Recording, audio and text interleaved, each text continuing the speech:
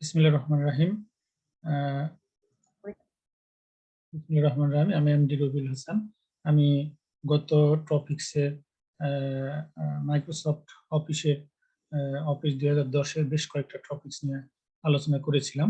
সেটা হচ্ছে file ribbon, copy, cut, paste, তারপর হচ্ছে ফরম্যাট পেইন্টার, তারপর হচ্ছে fonts, font size, font style, তারপর হচ্ছে font colour, bold, italic, text effect and হচ্ছে টাইপোগ্রাফি। এই পর্যন্ত আলোচনা করেছিলাম।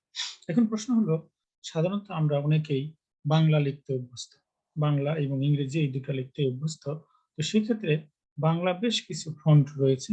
এই ফন্টগুলো সাধারণত হয়তো কারো কম্পিউটারে ইনস্টল করা নাও থাকতে পারে। তাহলে সেই ক্ষেত্রে বাংলা বিভিন্ন ফন্ট আপনারা কিভাবে আনবেন? সেই বাংলা ফন্ট আনার জন্য একটা ওয়েবসাইট রয়েছে, freebanglafont.com। এই সাইটে গিয়ে আমরা হচ্ছে যে কোনো ফন্টকে আমরা এখানে মাইক্রোসফট অফিস ওয়ার্ড 2010-এ নিয়ে আসতে পারি। তো সেক্ষেত্রে আমরা প্রথমে যেটা করব সেটা হচ্ছে আমরা হচ্ছে গুগল ক্রোমে আমরা প্রথমত যাব। গুগল ক্রোমে হচ্ছে freebanglafont.com এ আমরা ঢুকবো। ঢোকার পরে দেখেন এখানে বেশ কয়েকটি ফন্ট রয়েছে, বাংলা ফন্ট। আপনারা এখানে এই ওয়েবসাইটটি থেকে নিতে পারবেন। যেমন এই যে দেখেন, আমার সোনার বাংলা আমি তোমায় ভালোবাসি, আমার সোনার বাংলা আমি তোমায় ভালোবাসি। এটা আসলে লেখার একটা মানে ধরন, মানে আপনি কোন লেখাটা আপনি নিতে চান। এরকম অনেক ফন্ট এখানে পাবো। সো এই ফন্টগুলো হচ্ছে আমরা হচ্ছে সুলাইমান লিপি, সাপোজ আমরা এই লিপিটা নিতে চাই, তাহলে এখানে হচ্ছে আমরা ডাউনলোডে ক্লিক করব। ডাউনলোডে ক্লিক করলে এই ফন্টটা হচ্ছে ডাউনলোড হয়ে যাবে। তো এই ফন্টটা ডাউনলোড হয়ে গেলে সাধারণত ডাউনলোড হয়ে গেলে ওই ফন্টটা আমরা হচ্ছে ইনস্টল করব। তো দেখেন ডাউনলোড করার জন্য ওখানে ক্লিক করার পরে দেখেন এখানে একটা ক্যাপচার হবে 37, তারপর হচ্ছে 46, 7। এটা দেওয়ার পরে ডাউনলোডে ক্লিক করলেই এখান থেকে আমরা এই ফন্টটা ডাউনলোড করে নিতে পারবো। তো একটু নেট স্লো, ডাউনলোড অলরেডি দেখেন ডাউনলোড এটা হয়ে গেছে। তাহলে এই ডাউনলোড থেকে আমরা এখানে ক্লিক করব। ক্লিক করার পরে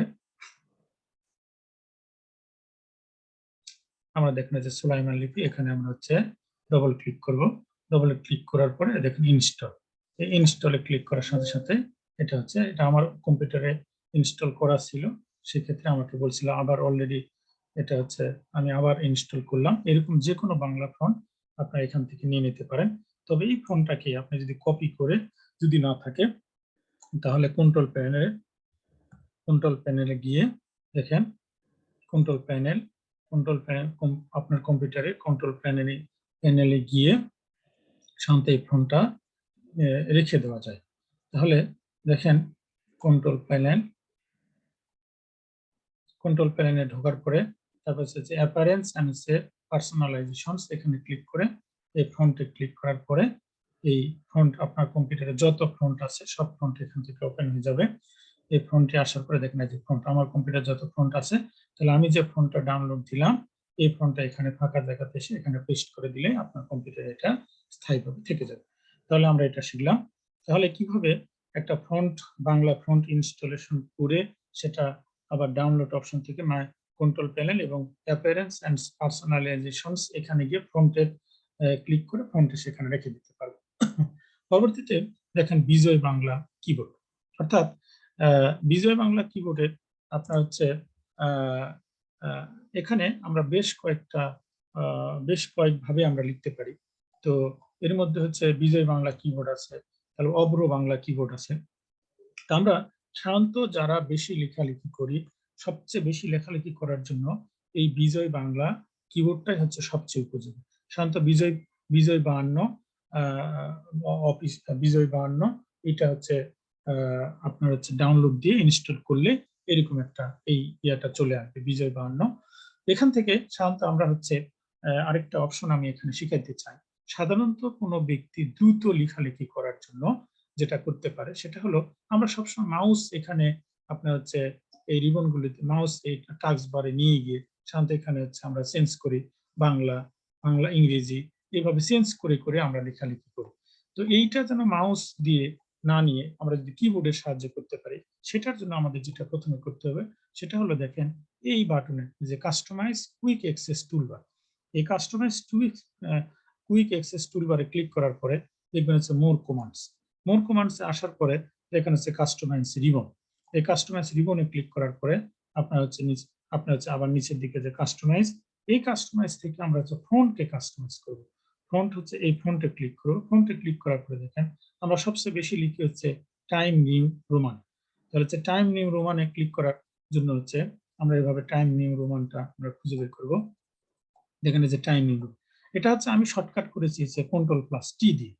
যদি আপনার হচ্ছে টাইম নিউ রোমান এটা কন্ট্রোল প্লাস, এখানে হচ্ছে যাদের নাই, সাপোজ এখানে হচ্ছে এইটাকে আপনার হচ্ছে রিমুভ করবে, এই রিমুভ, তাহলে আমাকে আর দেখাচ্ছে না। তাহলে এখানে আপনার হচ্ছে কন্ট্রোল প্লাস টি চাপলে দিয়ে যে অ্যাজাইনে ক্লিক করার পরে এরকম কন্ট্রোল প্লাস এটা শর্টকাট হয়ে যাবে। এটা কিভাবে শর্টকাট হবে আমি দেখাচ্ছি। তাহলে টাইম নিউ রোমানকে আমরা এরকম শর্টকাট করে নিলাম। তারপরে হচ্ছে আমরা সুতো নিয়মজি সবচেয়ে বেশি এই সুতো নিয়মজি, যেহেতু এটা আমাদের ছিল আমি এটা রিমুভ করে নিই। আমি এখানে এসে আপনারা যখন তাহলে সুতো নিয়ে হচ্ছে এস, কন্ট্রোল প্লাস যদি এস দিয়ে আমি সংক্ষিপ্ত করে নেই, তাহলে এটা এইভাবে নিলাম।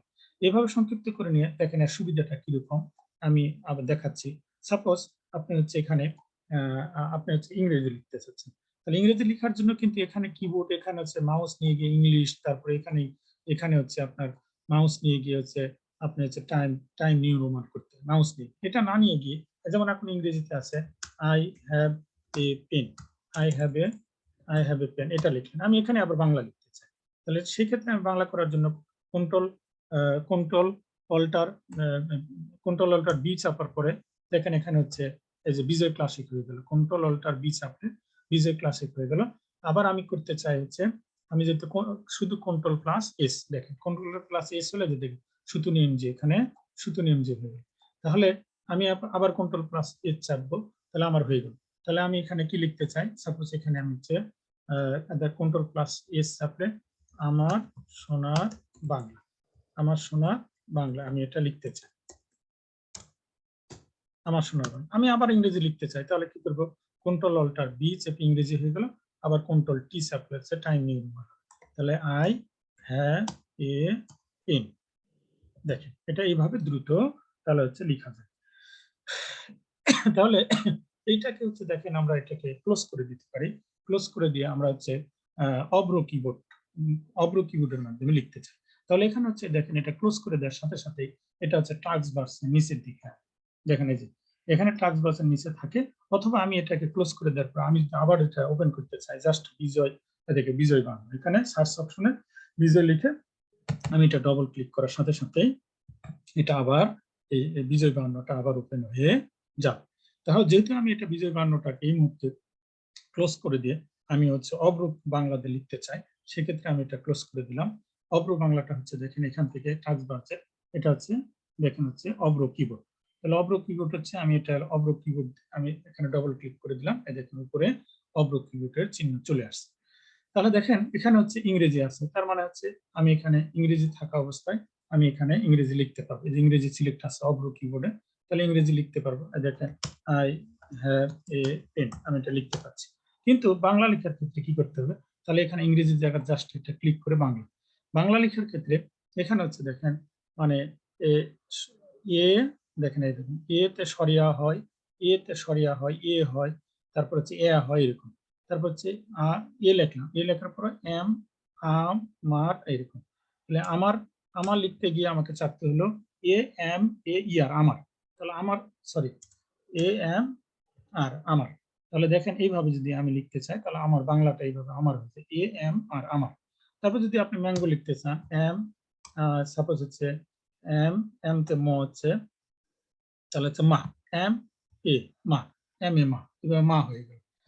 তাহলে এটা হচ্ছে আপনার হচ্ছে কিবোর্ড। আসলে অব্র কিবোর্ড হচ্ছে যাদের হচ্ছে বিজয় বায়ান্নতে যারা লিখতে পারেন না তাদের ক্ষেত্রে এটা আসলে একটা কাজ চালিয়ে যাওয়ার মতো। এটা আসলে এটা হচ্ছে বিজয় বাংলা সবচেয়ে গুরুত্বপূর্ণ। আপনি যদি কিবোর্ডের মাধ্যমে লিখতে চান জাস্ট কিবোর্ডে এখানে দেখেন অব্র কিবোর্ডে কোনটা চাপলে কি হয়, যেমন কে চাপলে ক হয়, কে চাপলে খ হয়, জি চাপলে গ হয়, জি চাপলে ঘ হয়, এরকম আরো রয়েছে। ও চাপলে হচ্ছে সরিয়া হয়, এ চাপলে সরিয়া হয়, আকারও হয়, আই চাপলে ঋষভ। তাহলে এই কিবোর্ডের মাধ্যমে আপনার হচ্ছে এই কিবোর্ডে ক্লিক করলে কোনটা চাপলে কি হয় সেটা আপনারা জেনে নিতে পারবেন। তার পরবর্তীতে আরেকটা জিনিস আছে, দেখেন এটা হচ্ছে এরকম একটা, পরেরটা হচ্ছে এই অগ্র কিবোর্ডের পরের অপশনটাতে দেখেন আপনি এটা ওপেন করে আপনি হচ্ছে কি লিখতে চান সেটা আপনি মাউস যেখানে রাখবেন, সাপোজ এখানে হচ্ছে কার্সরটা রাখলাম, রাখার পর হচ্ছে কাক লিখতে চান, ক আকারে কা, আকার কোথায় আছে ক লেখার পর আকার, আবার কাক, এইভাবে কাক লিখতে পারেন। তারপর হচ্ছে একটা স্পেস দিয়ে তারপর হচ্ছে আপনার হচ্ছে ছয় আকারে সা, গ, তারপর হচ্ছে এভাবে হচ্ছে আপনার হচ্ছে গ, এভাবে খুঁজে বের করতে হবে। আসলে এগুলাম মানে খুবই আপনার হচ্ছে মানে স্লো গতিতে, যারা একেবারেই জানে না তাদের জন্য হচ্ছে এটা এভাবে লিখতে পারবে। তাহলে এটা হচ্ছে অগ্র কিবোর্ডের কাজ। তাহলে অগ্র কিবোর্ডের কাজের পরে আরেকটা অপশন হচ্ছে চেঞ্জ কেজ। চেঞ্জ কেজে দেখেন এইটা এই একটা দুইটা সেন্টেন্স আছে, আই হ্যাভ এ পেন, আরেকটা হচ্ছে he is a good boy. তাহলে এটা হচ্ছে চেঞ্জ কেজের কাজ, যেটা সেটা হলো এই অপশন উপরের দিকে দেখেন আপনার হচ্ছে চেঞ্জ কেজ, এইটা এ বড় হাতের এ তারপর ছোট হাতের। তাহলে এই অপশন থেকে চেঞ্জ কেজে হচ্ছে এখানে ক্লিক করলে কয়েকটা অপশন রয়েছে চেঞ্জ কেজে। এখানে হচ্ছে দেখেন সেন্টেন্স কেজ। এই সেন্টেন্স কেজের কাজ হচ্ছে সাধারণত প্রত্যেকটা সেন্টেন্সের সাধারণত প্রথম অক্ষরটা, প্রথম যে ওয়ার্ডটা, প্রথম ওয়ার্ডের প্রথম অক্ষরটা বড় হবে। যেমন আই হ্যাভ এ পেন, এই আই হ্যাভ এ পেন, এই সেন্টেন্সটির আই হলো প্রথম ওয়ার্ড, এইটার বড় প্রথম অক্ষরটা হচ্ছে বড়। তাহলে এই সেন্টেন্স এর যেটা কাজ হবে সেটা হলো আপনার এখানে অন্যটা দেখালে বুঝতে পারবেন। তাহলে সেন্টেন্স এর কাজ হলো প্রত্যেকটা সেন্টেন্সের প্রথম ওয়ার্ডের প্রথম অক্ষরটা সাধারণত বড় হাতের হবে। এবার হচ্ছে লোয়ার কেস। এই লোয়ার কেসের কাজ হচ্ছে দেখেন প্রত্যেকটা সেন্টেন্সের প্রতিটি ওয়ার্ডের মানে প্রত্যেকটা অক্ষরই ছোট হাতের হবে। এটা হলো সেন্টেন্স। এটা আবার দেখাচ্ছে দেখেন এখানে যে দুইটা সেন্টেন্স রয়েছে, এই দুইটা সেন্টেন্সের প্রত্যেকটা ওয়ার্ডেরই মানে ছোট হাতের। এটা হলো আপনার হচ্ছে আপনার চেঞ্জ কেজের অপশন হচ্ছে লোয়ার কেস। আপনি যদি আপার কেস সিলেক্ট করেন তাহলে আপার কেজের সিলেক্ট করলে হচ্ছে প্রত্যেকটা ওয়ার্ডের প্রতিটা অক্ষরই বড় হবে।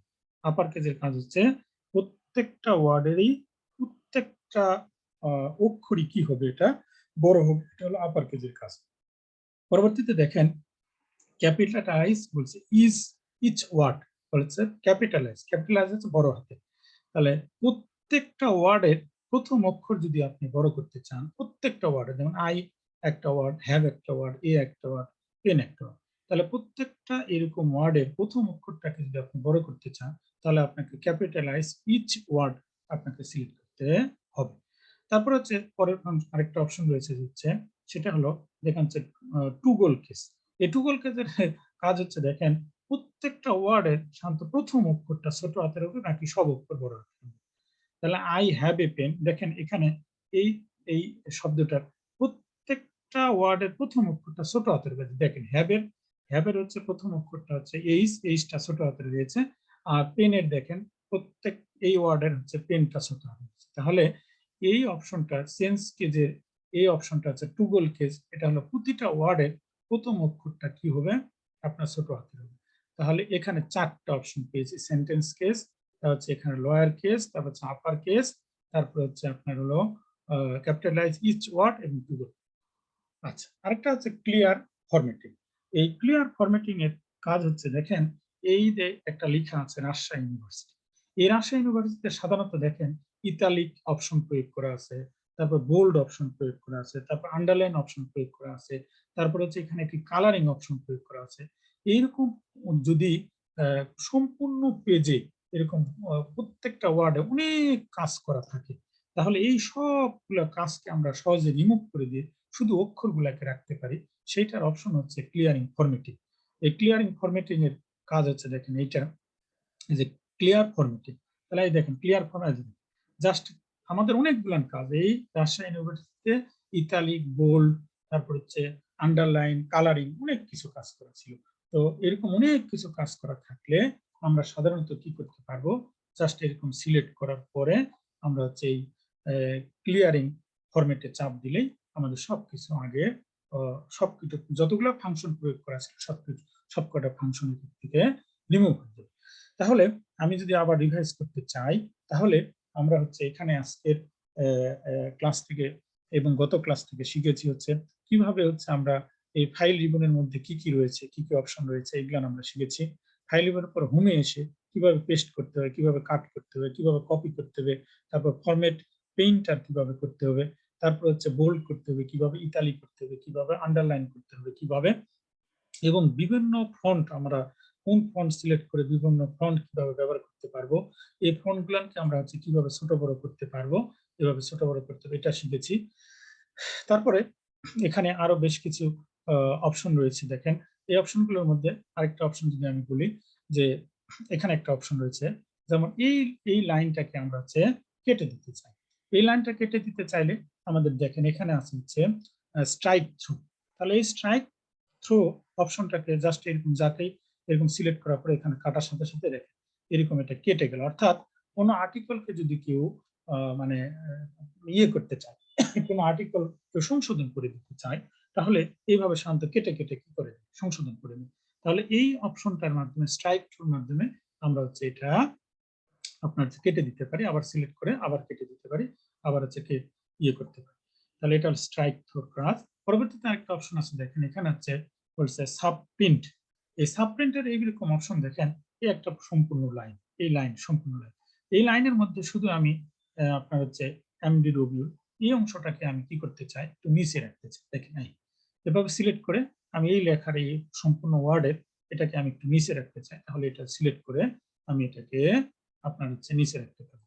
আবার কি করতে পারবো, এটা সিলেক্ট করে আমি যদি একটু উপরে রাখতে চাই, তাহলে এটাকে কি করতে হবে, সুপার স্ক্রিপ্ট করতে হবে। এইরকম আবার দেখেন উপরে এই লাইনের উপরে এই অংশটা চলে যাবে। তাহলে এটার অপশন এভাবে এটা কাজ করে। তো ধন্যবাদ। আমি এখানে বেশ কয়েকটি অপশন প্রয়োগ করেছি। আমি পরবর্তীতে আবার এখানে অনেকগুলো অপশন রয়েছে, দিনে দিনে আমি প্রত্যেকটা ভিডিওর মাধ্যমে এই কাজগুলো শেখানোর চেষ্টা করব। ধন্যবাদ সকলকে, ভালো থাকবেন, আর আমার জন্য দোয়া করবেন, আমি যেন আপনাদেরকে সুন্দরভাবে বিষয়গুলো শেখাতে পারি। আসসালামু আলাইকুম।